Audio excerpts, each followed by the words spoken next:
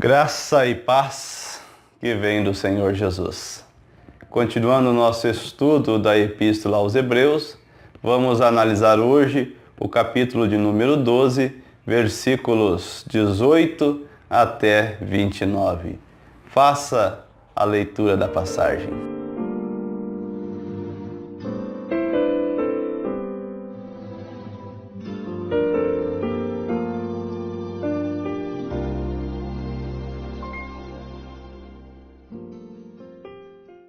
Objetivo desse estudo: como deve o cristão comportar-se diante de Deus?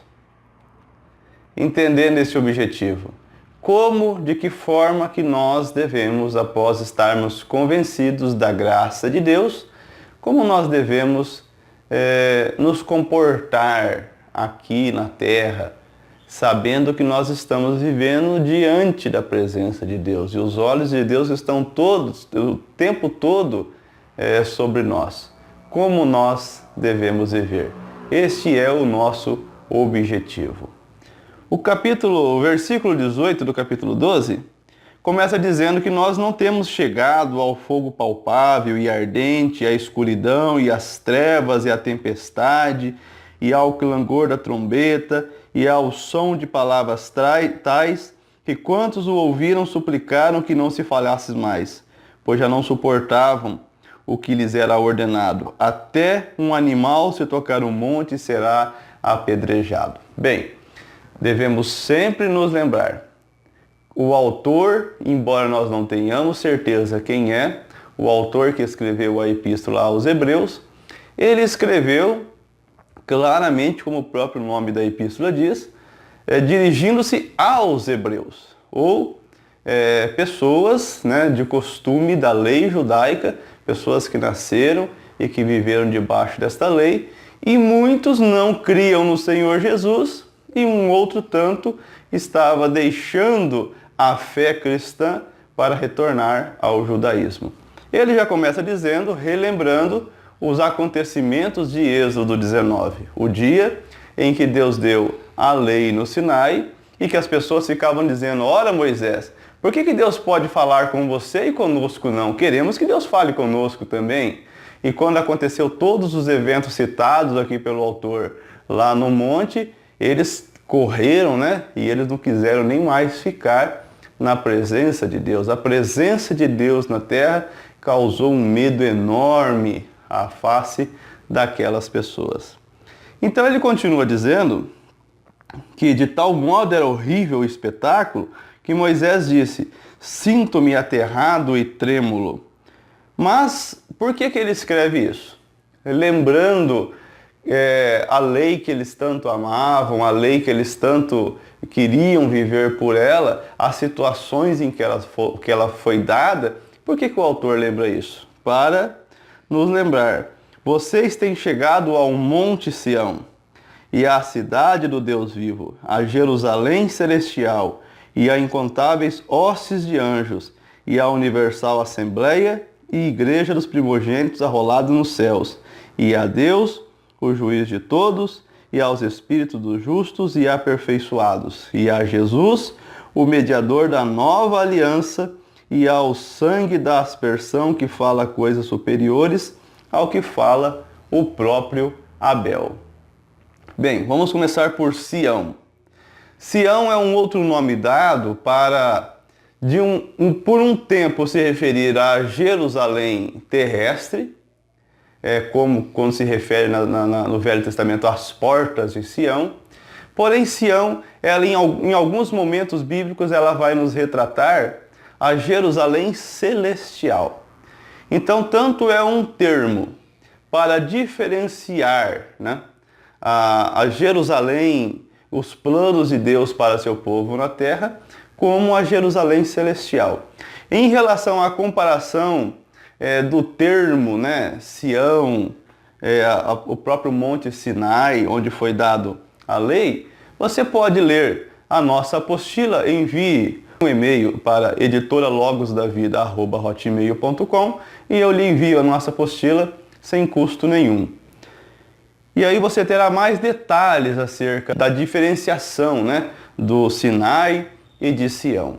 Porém, se nós compararmos que Sião já é uma antecipação da realidade futura, então temos aqui todo o sentido espiritual dela, que é aquilo que nós encontraremos no céu, né? Cidade do Deus vivo, Jerusalém celestial, incontáveis hostes de anjo, universal assembleia e igreja dos primogênitos arrolados no céu, Deus juiz de todos, Espírito dos justos aperfeiçoados, e a Jesus, e aqui lembrando Abel, devido realmente à linhagem de Jesus, que não vem de Caim, vem de Abel, um justo e um injusto, e no mundo nós vamos acabar sempre encontrando ou o justo ou o injusto, porém para Deus o justo não é aquele que faz as coisas certas. O justo é aquele que é justificado. Assim como Abel foi justificado pela sua fé, nós somos justificados pela fé no Senhor Jesus. Então o autor está antecipando, como ele antecipou aos hebreus, agora a nós, que nós não temos uma aliança de medo, mas de graça e de misericórdia que Deus nos deu, o seu perdão e a sua graça por meio do Senhor Jesus. E ele continua, tendes cuidado, porque depois de você entender que Deus te deu a graça, a misericórdia, que Deus te deu o perdão, e agora? Tende cuidado, não recuse ao que fala. E Deus está falando com você agora, por meio da palavra dele, tá? Não é nem por meio de mim, é por meio da palavra dele. Cuidado para não recusar o que fala.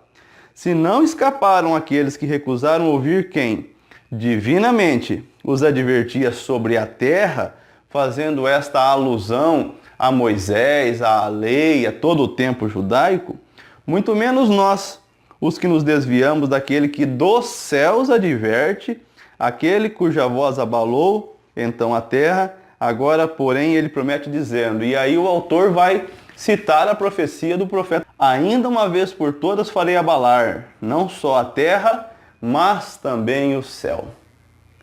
Olha só, Deus abalou a terra e o seu abalo causou temor. Agora, ele promete que vai abalar os céus. É um poder. E eu não estou aqui nesse estudo querendo me atentar ao aspecto da profecia e o significado da profecia. O que eu quero que você entenda é o seguinte, olha o poder que Deus tem. Tudo isso para quê? Para nos levar ao arrependimento.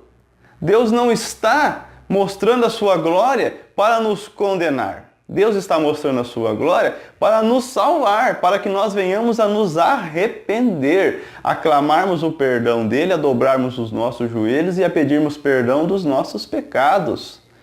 E aí então, ora esta palavra, ainda uma vez por todas, significa a remoção dessas coisas abaladas, como tinham sido feitas, para que as coisas que não são abaladas permaneçam. E agora que nós compreendemos que muito maior é a graça que a lei, que muito maior é o resultado da entrega do Filho de Deus por nós, que verteu o seu sangue na cruz para nos dar perdão. E agora que nós estamos não diante da lei, mas diante da graça de Deus, diante da Sião celestial. E agora?